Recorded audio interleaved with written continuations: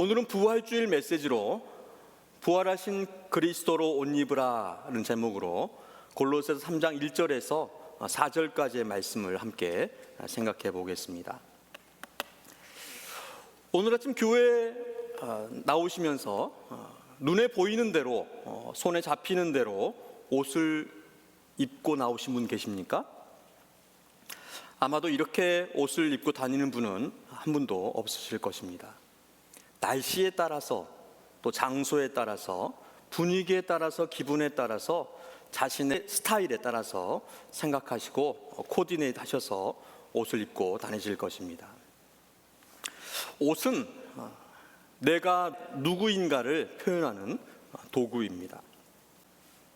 이탈리아의 유명한 브랜드 프라다 창업주의 손녀이자 현 프라다의 수석 디자이너인 미우치아 프라다는 당신이 입는 옷은 세상에 자신을 드러내는 방식이다. 특히 오늘날처럼 인간관계가 매우 빠르게 이루어지는 시대에는 패션은 즉각적인 언어이다 라고 말을 했습니다. 옷은 그 사람의 자아를 담는 그릇입니다. 이 말은 제가 한 말입니다. 그럴싸하죠?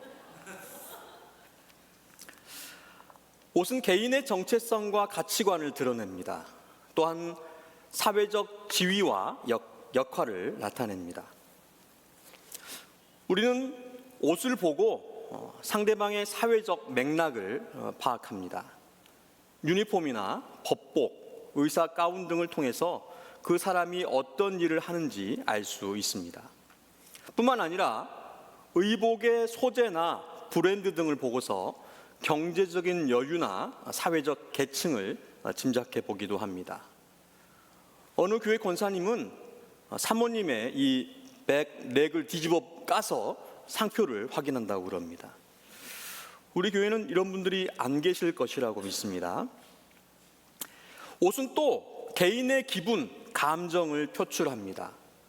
자신감이 필요한 날에는 정장을, 우울할 때에는 화려하거나 편안한 옷을 입습니다. 그리고 옷은 문화적 배경과 시대를 담습니다. 내가 속한 공동체와 시대의 유행을 반영합니다. 특정 집단이 공유하는 드레스 코드는 동질감과 결속력을 다집니다. 시대마다 다른 유행을 따라서 옷을 입고 지난 유행을 다시 입는 것을 복고풍이라고 그럽니다.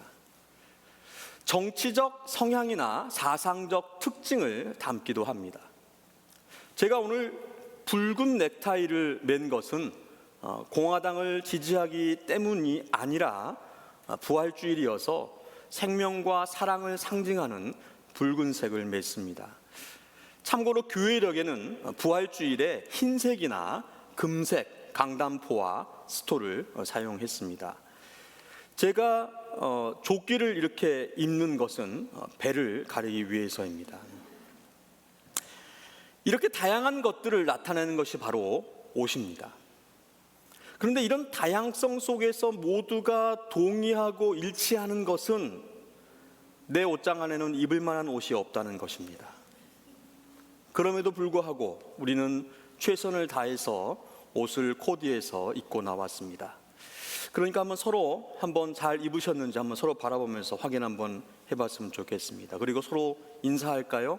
오늘 아주 잘 입고 나오셨습니다. 멋지십니다. 바울은 입는다는 표현을 자주 사용했습니다. 오늘 본문이 담긴 골로새서 3장 안에도 옛 사람과 그 행위를 벗어버리고 새 사람을 입었으니 이는 자기를 창조하신 이의 형상을 따라 지식에까지 새롭게 하심을 입은 자니라. 그러므로 너희는 하나님이 택하사 거룩하고 사랑받는 자처럼 긍휼과 자비와 겸손과 온유와 오래 참음을 옷 입고. 에베소 4장 22절로 24절에는 너희는 유혹의 욕심을 따라 썩어져가는 구습을 따르는 옛 사람을 벗어버리고 오직 너희의 심령이 새롭게 되어 하나님을 따라 의와 진리의 거룩함으로 지으심을 받은 새 사람을 입으라.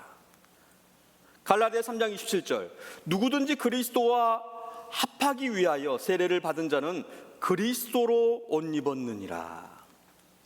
로마서 13장 14절, 오직 주 예수 그리스도로 옷 입고 정욕을 위하여 육신의 일을 도모하지 말라.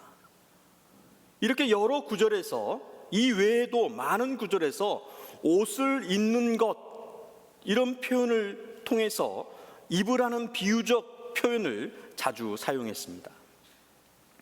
바울에게 있어서 옷 입는 것은 정체성이었고 변화였고 결단이었습니다. 왜냐하면 바울이야말로 옛 사람을 벗어버리고 새 사람을 입은 사람이기 때문입니다.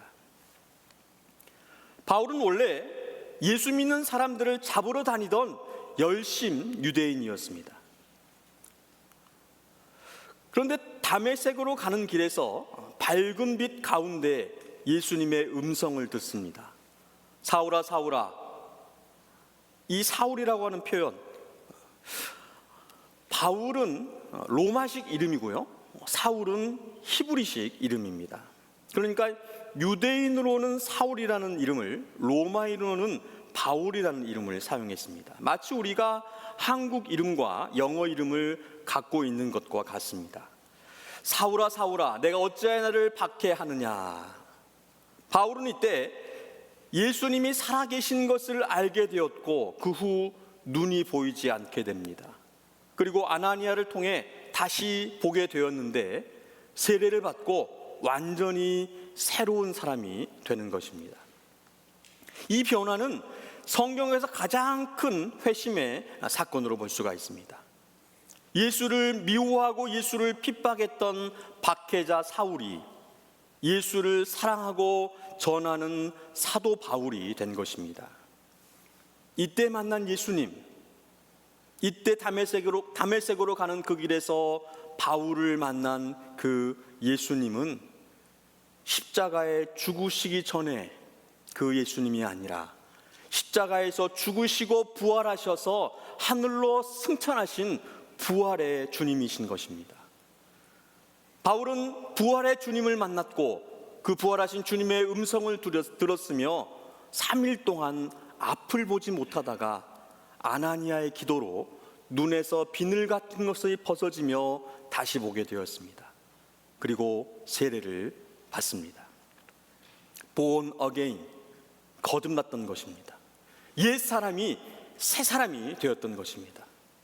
그래서 그는 옷 입는다는 표현을 통해서 그의 변화와 정체성, 구원과 성화, 부활을 설명했습니다.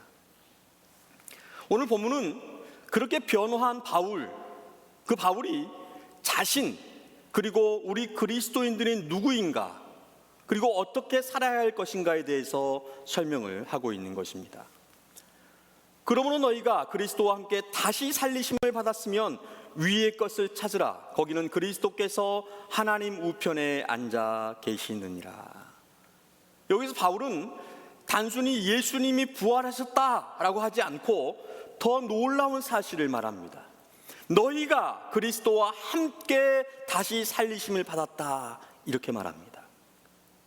예수님의 부활은 예수님 혼자만의 부활이 아니라 예수님을 믿는 자들에게도 연결되는 부활이라는 말입니다.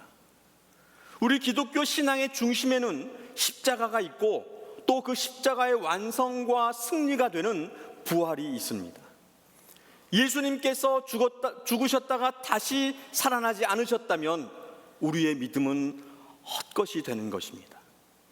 그러나 우리 주님은 참으로 죽음을 깨뜨리시고 살아나셨고 지금도 살아계시며 그 부활의 생명을 자기 백성에게 주고 계십니다. 이런 그리스도의 부활은 단지 과거의 사건이 아니라 오늘 우리 존재를 바꾸는 능력이 되는 것입니다. 그래서 오늘 우리는 부활을 기억하고 기념하는 데에서 멈추지 말고 부활하신 그리스도로 옷 입는 삶을 결단해야 할 것입니다. 첫째로, 부활하신 그리스도로 옷 입는다는 것은 새 신분을 입는 것입니다. 본문 1절을 다시 한번 보겠습니다. 다 함께 읽겠습니다.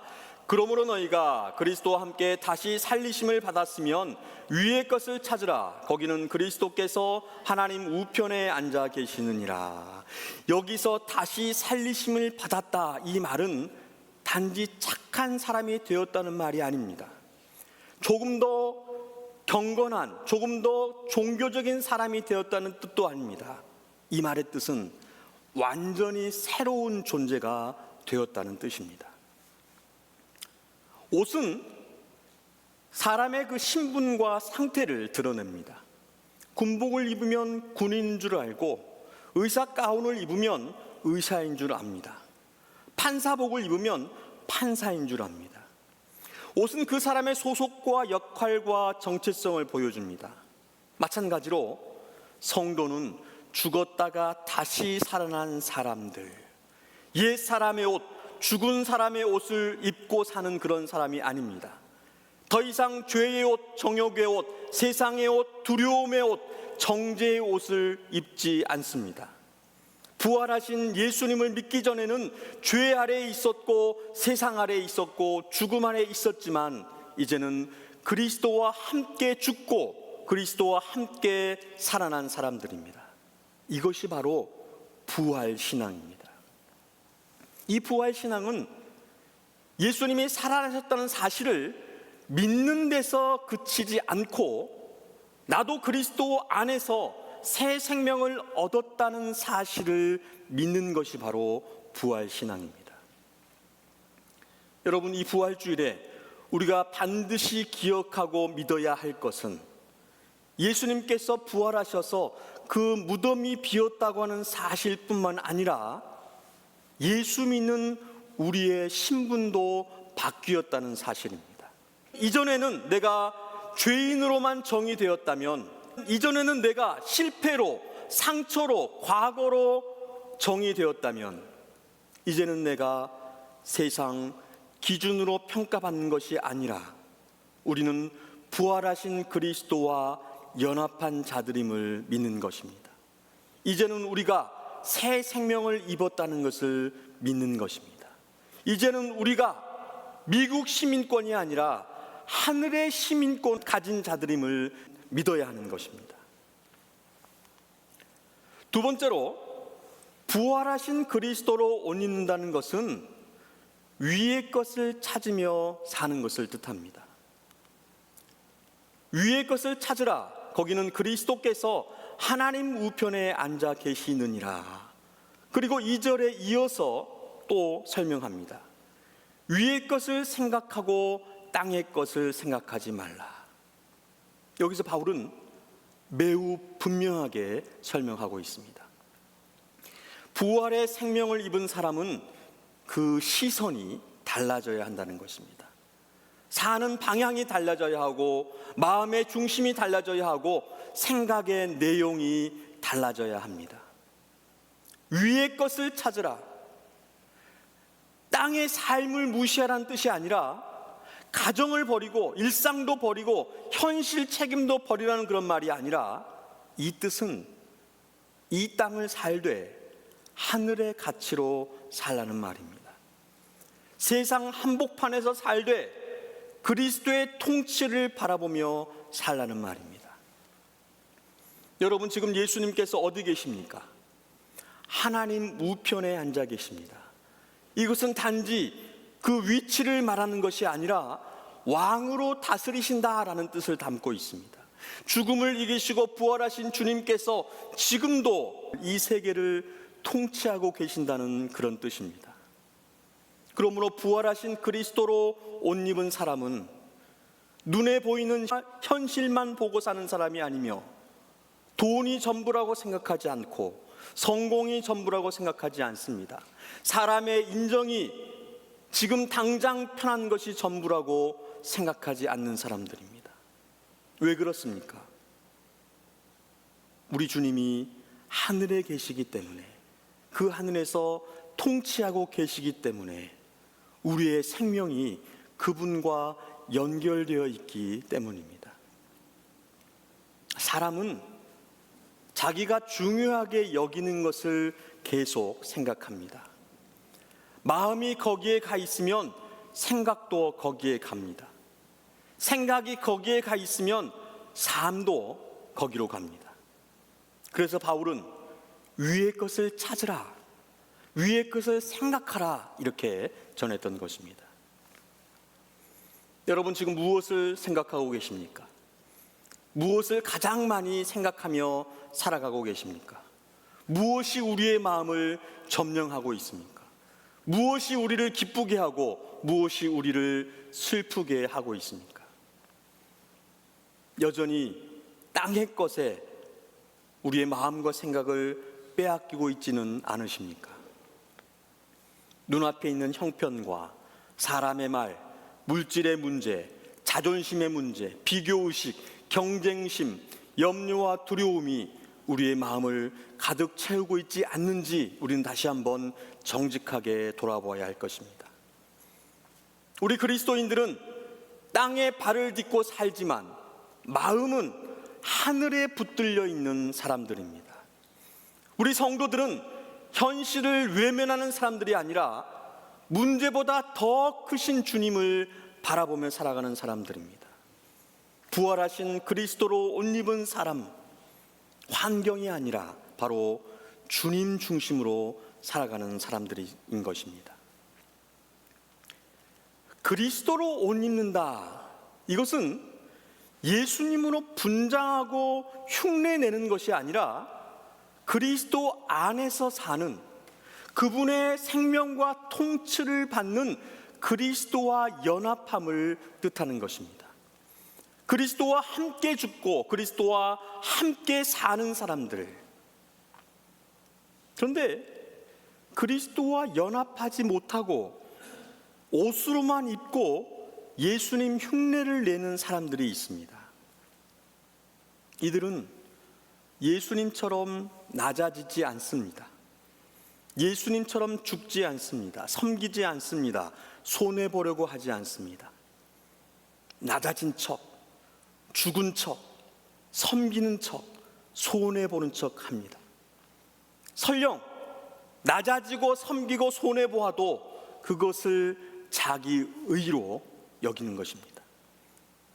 그리스도를 액세서리로 달고 자기의 선함, 자기 경건, 자기 도덕성으로 자기를 꾸미며 자기를 세우며 살아갑니다. 여러분, 부활의 신앙은 흉내가 아닙니다. 부활의 신앙은 단순한 교리가 아닙니다. 부활의 신앙은 능력입니다. 우리의 시선을 바꾸고 우리의 가치를 바꾸고 삶의 중심축을 바꾸는 능력이 바로 부활의 신앙인 것입니다. 세 번째로, 부활하신 그리스도로 옷 입는다는 것은 감추인 생명을 믿고 사는 것입니다. 3절 말씀입니다. 다 함께 읽겠습니다. 이는 너희가 죽었고 너희 생명이 그리스도와 함께 하나님 안에 감추어졌습니다.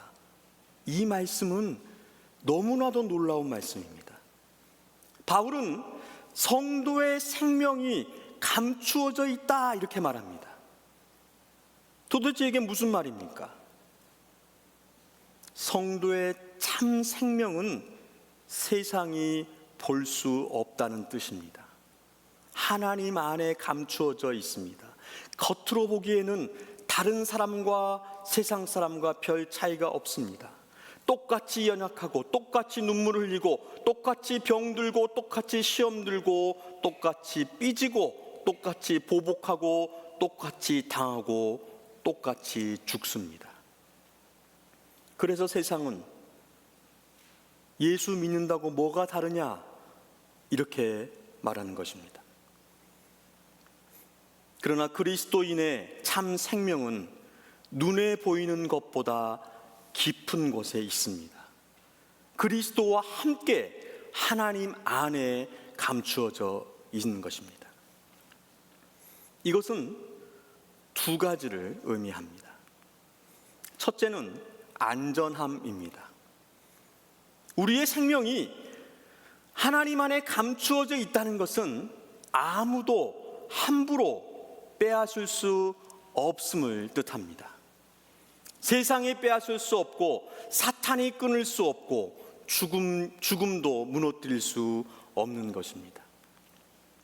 누가 정죄하리요? 죽으실 뿐 아니라 다시 살아나신 이는 그리스도 예수시니 그는 하나님 우편에 계신 자요 우리를 위하여 간구하시는 자시니라. 누가 우리를 그리스도의 사랑에서 끊으리요?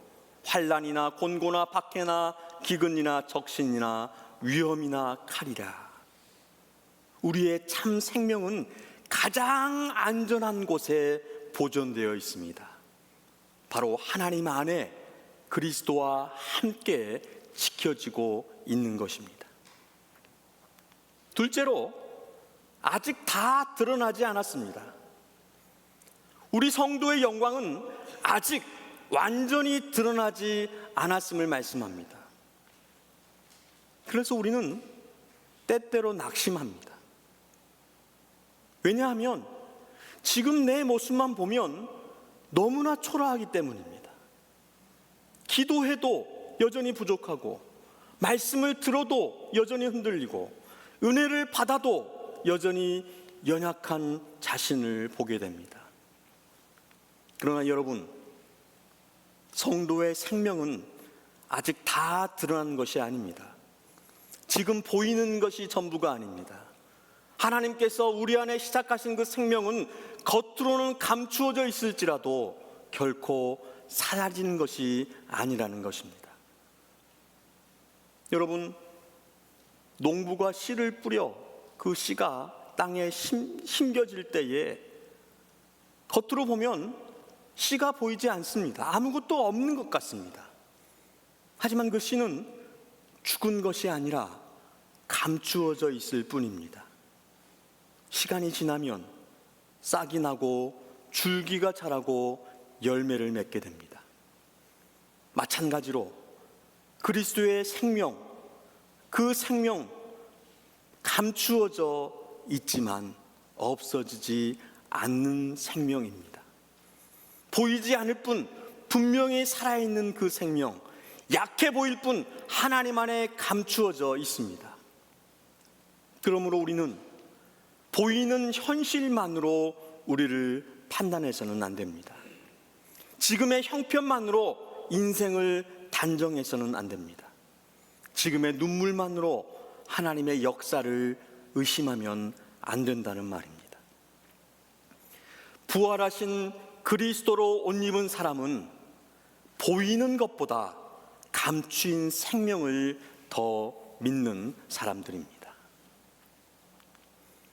네 번째로, 부활하신 그리스도로 옷 입는다는 것은 장차 나타날 영광을 바라보며 사는 것입니다.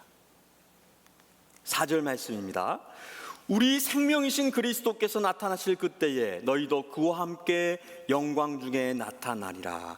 우리 생명이신 그리스도께서 나타나실 그때에 너희도 그와 함께 영광 중에 나타나리라. 이 말씀에 우리의 미래가 담겨 있습니다. 성도의 마지막은 실패가 아닙니다. 성도의 마지막은 죽음이 아닙니다. 무덤이 아닙니다. 성도의 마지막은 부활이고 영광입니다. 지금은 감추어져 있지만 그날에는 드러날 것입니다. 지금은 연약하지만 그날에는 영광 중에 나타날 것입니다. 지금은 눈물로 살아도 그날에는 기쁨으로 나타날 것입니다.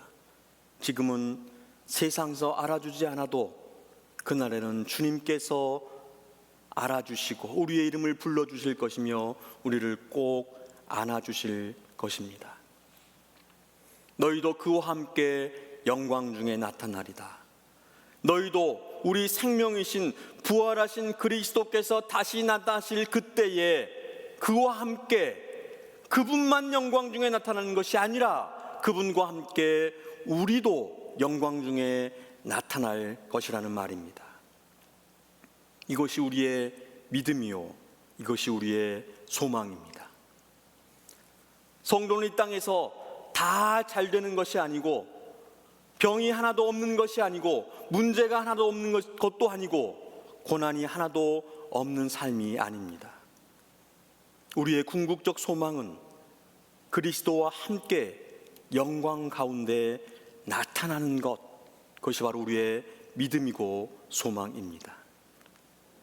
생각하건대 현재의 고난은 장차 우리에게 나타날 영광과 비교할 수 없도다. 장차 우리에게 나타날 영광과 비교할 수 없도다. 지금의 고통과 고난과는 비교할 수도 없는, 상상할 수도 없는 그 영광이, 또한 구원이, 부활이, 영생이, 상급이 우리에게 주어질 것이라는 것입니다. 사랑하는 성도 여러분, 이 부활 신앙이 있어야 오늘을, 지금을 견딜 수 있습니다. 이 부활 신앙이 있어야 세상 유혹을 이길 수 있습니다. 이 부활 신앙이 있어야 믿음을 지킬 수 있고 십자가의 길도 걸어갈 수가 있는 것입니다. 부활은 과거 사건이면서 동시에 미래의 약속입니다. 예수님이 살아나셨다는 것은 우리도 장차 주님과 함께 영광 가운데 설 것이라는 보증이 됩니다. 그래서 성도는, 교회는, 우리는 다릅니다. 세상 사람들은 오늘만 보고 살지만 우리는 그날을 바라보며 살아갑니다. 세상 사람들은 보이는 결과에 매이지만 우리는 장차 나타날 영광을 바라보며 살아갑니다. 부활하신 그리스도로 옷 입는다는 것은 내일의 영광을 바라보며 오늘을 사는 방식을 결단한다라는 것을 뜻합니다. 이 부활주일에 하나님께서 우리에게 주시는 말씀은 분명합니다. 너희가 그리스도와 함께 다시 살리심을 받았으면 그에 걸맞게 살아야 한다. 부활하신 그리스도로 옷 입고 살아야 한다. 옛사람의 낡은 옷을 계속 붙들지 말고 정죄의 옷, 두려움의 옷, 탐심의 옷, 낙심의 옷을 다 벗어버리고 부활하신 그리스도의 옷을 입으라, 우리에게 말씀하고 계십니다. 그리스도로 옷 입는다는 것은 새 신분을 입는 것이고 하늘의 시민권을 쥐는 것이며 위의 것을 찾는 삶을 살아가는 것입니다. 그리고 감추어진 생명을 믿고 살아 장차 나타날 영광을 소망하면서 오늘을 사는 것입니다. 우리 다시 한번 결단했으면 좋겠습니다. 나는 옛사람으로 살지 않겠습니다. 나는 땅의 것만 붙들고 살지 않겠습니다. 나는 보이는 현실만 보고 낙심하지 않겠습니다. 나는 부활하신 그리스도로 옷 입겠습니다. 나는 그리스도와 함께 살아난 자답게 살겠습니다. 부활하신 주님께서 저와 여러분, 우리 모두에게 이 생명과 소망, 이 거룩한 옷을 날마다 입혀주시기를 주님의 이름으로 축원드립니다.